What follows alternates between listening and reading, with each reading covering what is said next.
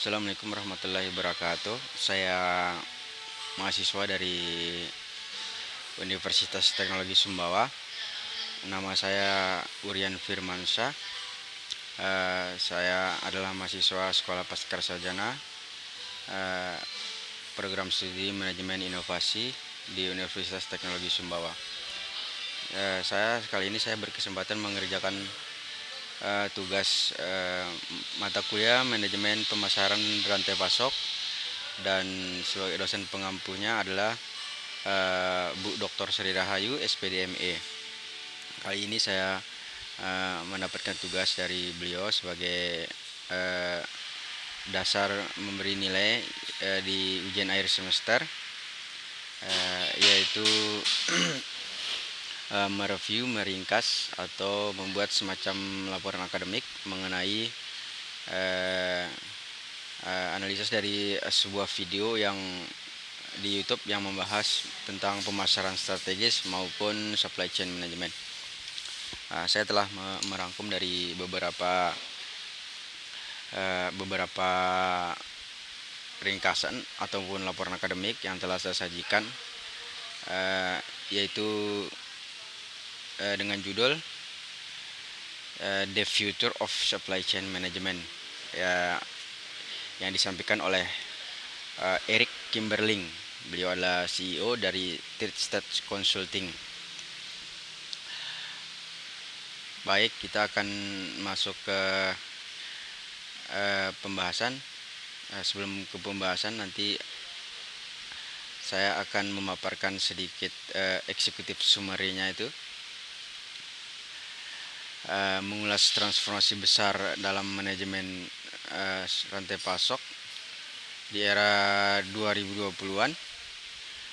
Pandemi COVID-19, perubahan geopolitik serta disrupsi digital telah memaksa perusahaan di seluruh dunia untuk meninggalkan paradigma efisiensi murni menuju paradigma baru yang berorientasi pada resilience, agility, dan digital integration.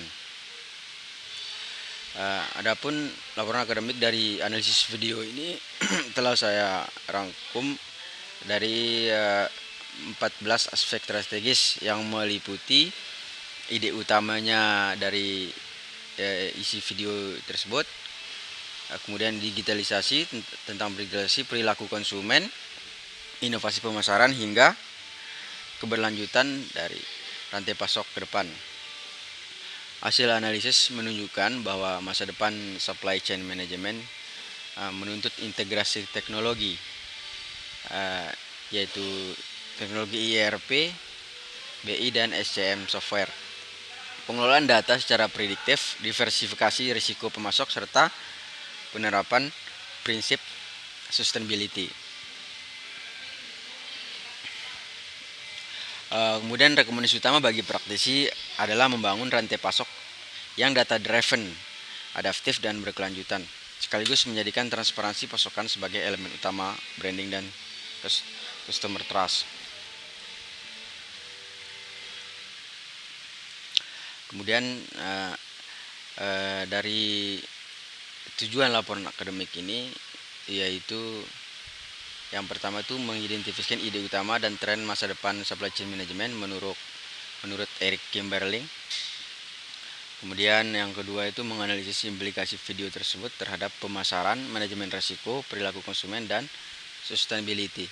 Yang ketiga, memberikan rekomendasi strategis berbasis 14 aspek yang telah saya rangkum yang relevan, di mana 14 aspek ini untuk praktisi dan akademisi, dan sebagai pertanggungjawaban dari tugas ujian akhir semester yang telah diberikan oleh Bu Dr. Sri Rahayu.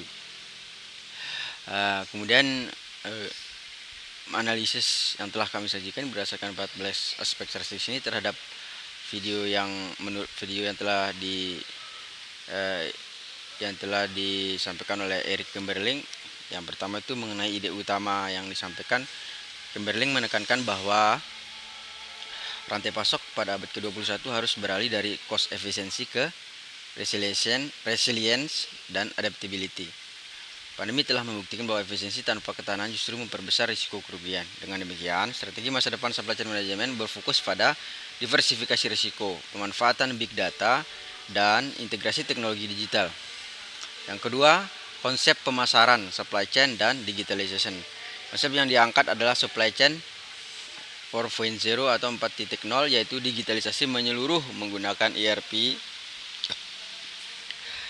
AI, IoT, dan business intelligence.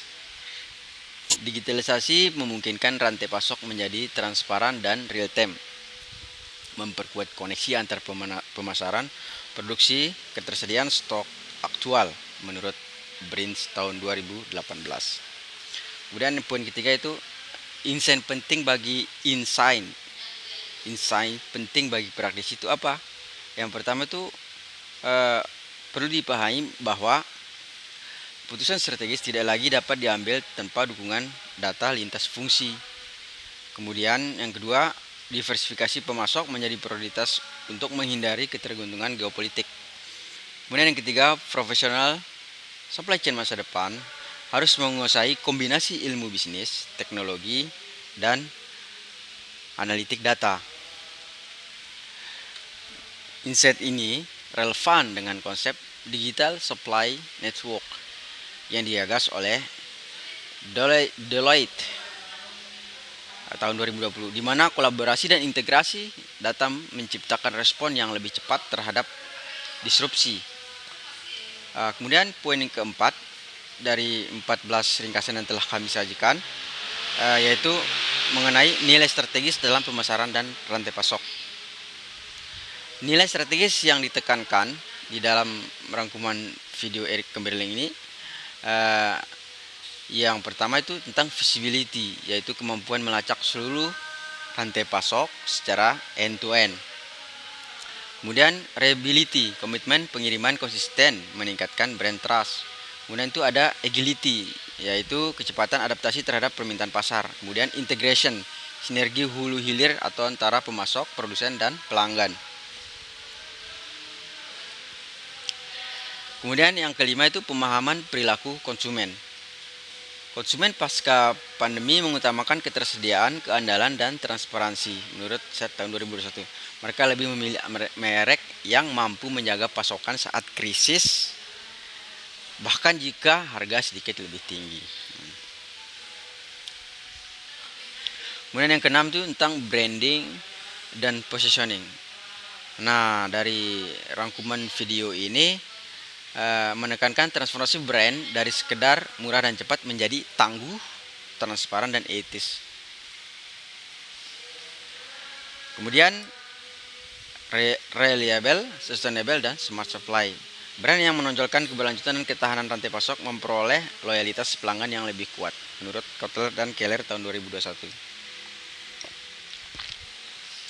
Yang ketujuh, customer experience.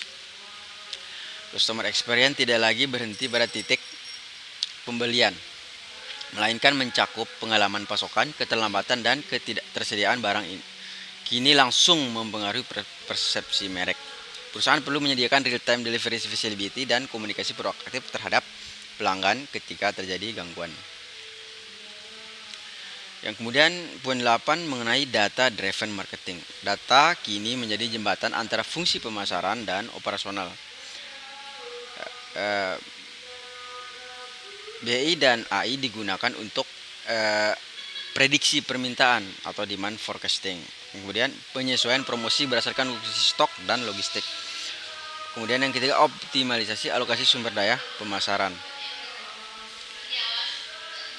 Hal ini sesuai dengan tren predictive supply chain menurut Hoffman tahun 2017, di mana perusahaan mampu mengantisipasi permintaan bahkan sebelum terjadi. Kemudian yang ke-9 dari 14 poin yang kami sajikan yaitu marketing innovation. Inovasi pemasaran muncul melalui transparansi rantai pasok dan storytelling etis. Nah, contohnya menampilkan jejak produk dari bahan mentah hingga konsumen akhir. Traceability marketing, dalam artian traceability marketing. Kemudian perusahaan juga menggunakan AI driven insight untuk personalisasi promosi berdasarkan ketersediaan logistik wilayah.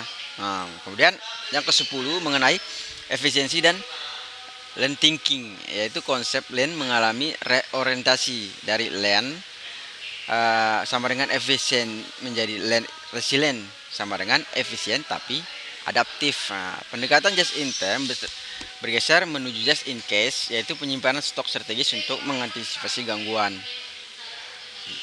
Land modern berfokus pada penghapusan waste data dan mempercepat pengambilan keputusan berbasis analitik. Kemudian yang poin 11 mengenai responsivitas dan agility. Responsivitas menjadi pembeda utama perusahaan pasca akademi. Pasca pandemi. Agility memungkinkan organisasi beradaptasi dengan terhadap perubahan permintaan secara cepat melalui dashboard data real time dan skenario planning. Dalam konteks pemasaran, agility diterjemahkan sebagai kemampuan mengubah strategi kampanye atau channel distribution dalam hitungan jam, bukan mingguan lagi gitu. Kemudian yang ke-12, pengelolaan risiko rantai pasok. Kimberling menekankan pentingnya risk diversification. Perusahaan harus menilai risiko tidak hanya dari sisi pemasok utama, tetapi juga logistik, infrastruktur, dan faktor geopolitik global. Teknologi BI berperan sebagai sistem deteksi dini atau early warning system untuk gangguan potensial, memperkuat resilience loop dalam supply chain management. Poin yang ke-13, integrasi hulu ke hilir. Integrasi vertikal menjadi kunci keberhasilan rantai pasok modern. Salah satunya itu yaitu teknologi ERP dan supply chain management software menciptakan single source of truth antara produksi, logistik, dan penjualan. Integrasi ini memperpendek decision cycle, memperkuat efisiensi, dan memungkinkan pengambilan keputusan kolaboratif antara semua pihak dalam ekosistem pasok. Menurut Christopher tahun 2016. Kemudian poin yang terakhir yang kami rangkum adalah sebanyak 14, yang sekarang yang poin ke-14 tentang sustainability dan green logistik.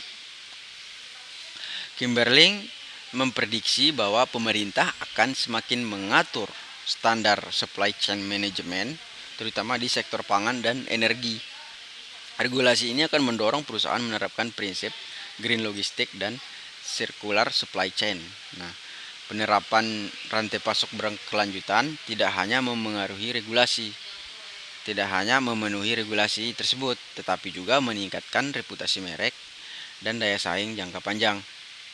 Menurut Suring dan Muller tahun 2008. Kemudian kami akan menyimpulkan dari rekomendasi strategis yang ke-14 poin itu, di mana kami menyimpulkan bahwa masa depan manajemen rantai pasok ditandai oleh 3 elemen utama.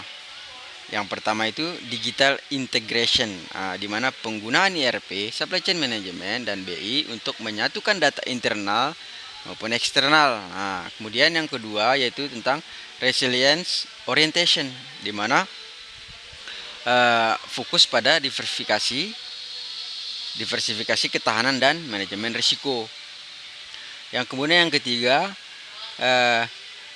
yaitu tentang sustainability komitmen, di mana rantai pasok harus hijau, transparan, dan beretika.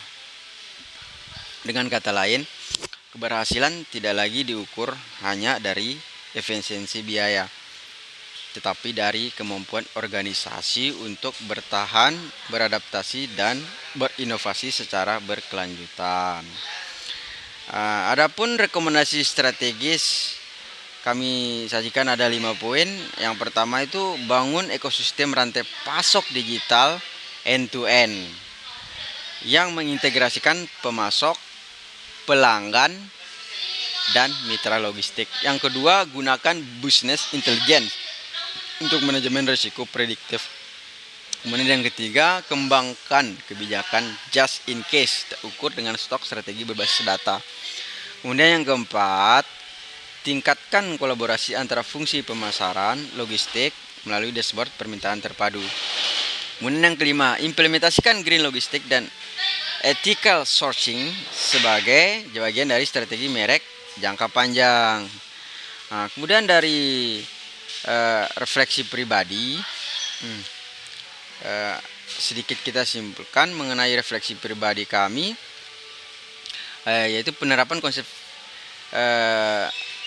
dalam konteks lokal UMKM dan perusahaan Indonesia, ya konsep yang disampaikan oleh Eric Kimberly ini dalam videonya yang berjudul The Future of Supply Chain Management sangat relevan untuk diterapkan dalam konteks ekonomi Indonesia, terutama pada UMKM dan sektor manufaktur yang menjadi tulang punggung perekonomian nasional. Beberapa penerapan nyata dapat dijelaskan sebagai berikut. Yang pertama itu digitalisasi rantai pasok pada UMKM. Banyak UMKM Indonesia masih bergantung pada sistem manual dalam pengelolaan stok dan distribusi. Nah, kemudian ini termasuk sering dilaksanakan dalam pengelolaan oleh UMKM yang kategorinya home industry. Nah, kemudian konsep digital supply chain dapat diterapkan dengan pemanfaat platform digital sederhana seperti marketplace, Tokopedia, Shopee, Bukalapak, dan aplikasi ERP ringan seperti Jurnal.id atau Slicker. Hal ini membantu UMKM memperoleh transparansi pasokan dan efisiensi logistik sesuai dengan pesan Kimberly mengenai integrasi data. Kemudian ada diversifikasi pemasok di sektor industri. Perusahaan lokal seperti Indofood dan Mayora dapat mengadaptasi prinsip supplier diversification dengan menggandeng pemasok bahan baku dari berbagai wilayah Indonesia untuk mengurangi risiko terganggunya pasokan akibat bencana atau konflik wilayah. Kemudian yang terakhir itu green logistik dan sustainability. Inisiatif seperti gangguan transportasi ramah lingkungan, EV delivery yang dilakukan oleh Gojek dan Grab menunjukkan bahwa konsep sustainability dan green logistik bukan hanya retorika global, tetapi mulai diadopsi di tingkat lokal. Kemudian yang kolaborasi hulu dan hilir. Nah, di sektor pertanian seperti Tani Hub mencerminkan implementasi nyata konsep integrasi hulu hilir dengan menghubungkan petani, distributor, dan konsumen akhir melalui satu platform digital. Nah, ini membuktikan bahwa prinsip end-to-end visibility yang dikemukakan Kimberly dapat diterapkan bahkan dalam rantai pasok tradisional seperti pertanian. Kemudian pertanyaan baru atau renungan strategis yang muncul. Dalam pertanyaan baru atau renungan strategis yang muncul itu setelah menganalisa isi video, muncul beberapa refleksi strategis dan pertanyaan kritis yang patut direnungkan lebih lanjut. Di antaranya itu ada 3. Yang pertama itu bagaimana menyeimbangkan antara efisiensi biaya dan ketahanan pasok. Dalam kurung reliance. Dalam konteks negara berkembang seperti Indonesia, perusahaan seringkali menempatkan efisiensi biaya sebagai prioritas utama. Namun, pandemi membuktikan bahwa efisiensi tanpa kesiapsiagaan justru menimbulkan kerugian jangka panjang. Refleksi ini memunculkan pertanyaan, apakah perusahaan siap berinvestasi pada ketahanan rantai pasok meski harus mengorbankan margin jangka pendek? Nah, yang kemudian kedua, sejauh mana kesiapan sumber daya manusia Indonesia dalam menghadapi digitalisasi supply chain management? Nah, Kimberly menekankan pentingnya kombinasi bisnis acumen dan data analitik skill. Namun, banyak tenaga kerja lokal belum memiliki kemampuan analitik data yang kuat. Ini menimbulkan pertanyaan strategis. Apakah sistem pendidikan dan pelatihan nasional telah cukup mempersiapkan generasi profesional supply chain manajemen digital? Nah, yang kemudian yang ketiga, apakah digitalisasi rantai pasok berpotensi memperlebar kesenjangan antara perusahaan besar dan UMKM? Nah, teknologi digital bisa menjadi peluang, namun juga ancaman bagi pelaku usaha kecil yang tidak mampu beradaptasi. Nah, pertanyaan reflektifnya adalah bagaimana kebijakan pemerintah dan ekosistem bisnis dapat memastikan transformasi digital yang inklusif bagi seluruh skala usaha. Kemudian kami simpulkan dari beberapa pembahasan di atas, di mana kesimpulan reflektifnya itu video Kimberly memberikan inspirasi bahwa transformasi rantai pasok bukan hanya tanggung jawab perusahaan besar, tapi juga peluang bagi UMKM dan profesional muda Indonesia untuk berinovasi.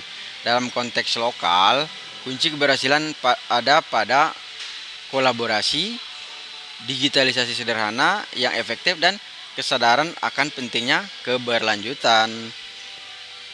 Refleksi pribadi ini menunjukkan bahwa masa depan supply chain management dan pemasaran di Indonesia tidak hanya ditentukan oleh teknologi, tetapi juga oleh kemampuan manusia untuk belajar, beradaptasi, dan berpikir sistemik. Nah, kemudian eh, adapun rekomendasi inovatif.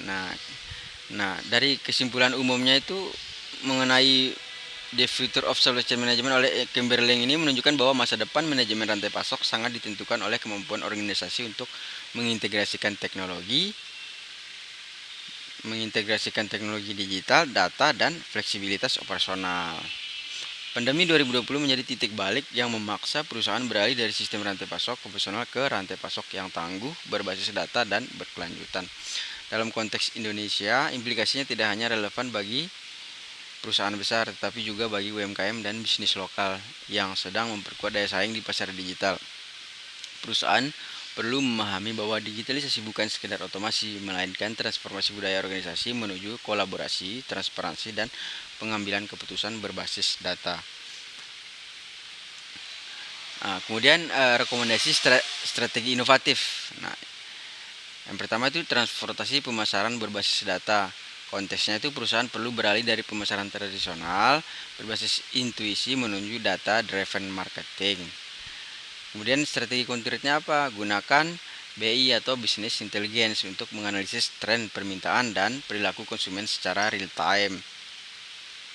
Kemudian implementasikan CRM berbasis AI, misalnya Salesforce, HubSpot, Mercari Kontak untuk mengidentifikasi pelanggan potensial dan personalisasi kampanye digital.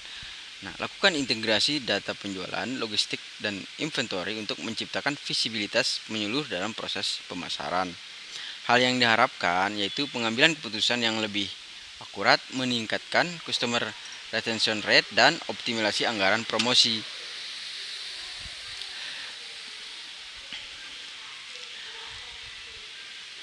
Kemudian apa itu rekomendasi rantai pasok berkelanjutan? Di sini kita bahas mengenai konteksnya apa. Di sini kita angkat konteks isu keberlanjutan menjadi tekanan global yang semakin kuat terhadap praktik rantai pasok. Adapun strategi konkretnya yaitu gunakan green procurement dengan memilih pemasok yang memiliki sertifikasi lingkungan. Kemudian terapkan circular supply chain di mana limbah produksi dapat dikembalikan atau didaur ulang dalam proses produksi. Kemudian investasikan pada energi terbarukan dan kendaraan listrik untuk transportasi jangka pendek. Kemudian publikasikan laporan keberlanjutan tahunan sebagai bentuk transparansi dan tanggung jawab sosial.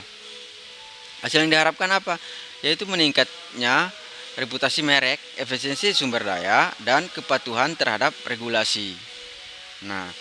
ESG yaitu Environment, Social, dan Governance.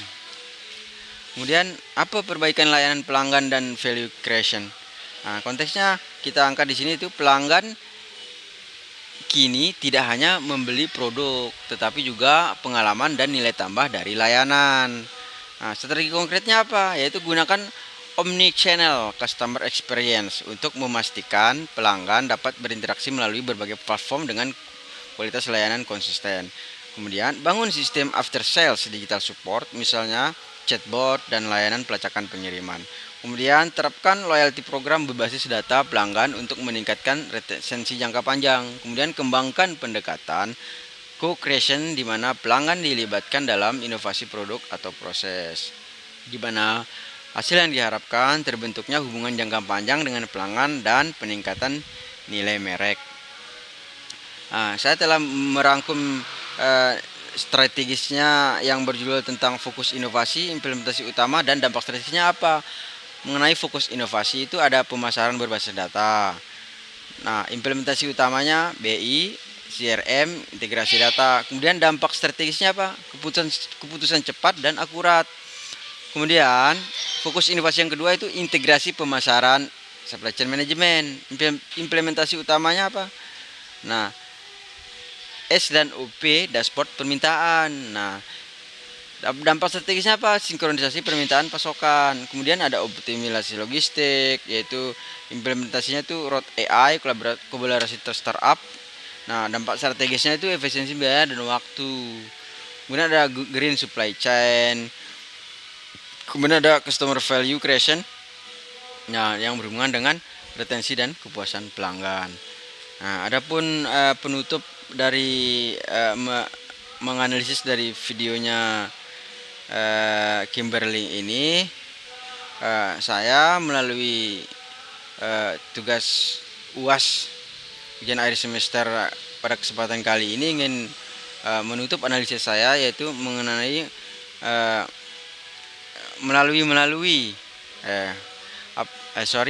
melalui strategi-strategi di atas. Nah, perusahaan Indonesia baik skala besar maupun usaha mikro, kecil dan menengah dapat membangun sistem rantai pasok yang tangguh, cerdas dan berorientasi pada pelanggan. Nah, yang mana kunci keberhasilan ini ada pada integrasi lintas fungsi, pengambilan keputusan berbasis data, dan komitmen terhadap keberlanjutan jangka panjang. Inovasi tidak selalu memerlukan teknologi canggih, Sekali lagi, tidak selalu inovasi itu memerlukan teknologi canggih, tetapi dimulai dari cara berpikir baru yang menempatkan kolaborasi, efisiensi, dan nilai pelanggan sebagai inti strategi bisnis. Demikian dari pemaparan dari analisis tugas kami ini di mata kuliah manajemen pemasaran dan rantai pasok, di mana judul video yang kami ambil di YouTube itu yaitu judulnya itu The Future of Supply Chain Management yang disampaikan oleh Eric Kimberly. Demikian dari saya, mahasiswa atas nama Urian Firmansyah, nomor induk mahasiswa 2420150089. Demikian dari saya, wabillahi taufiq wal hidayah. Wassalamualaikum warahmatullahi wabarakatuh.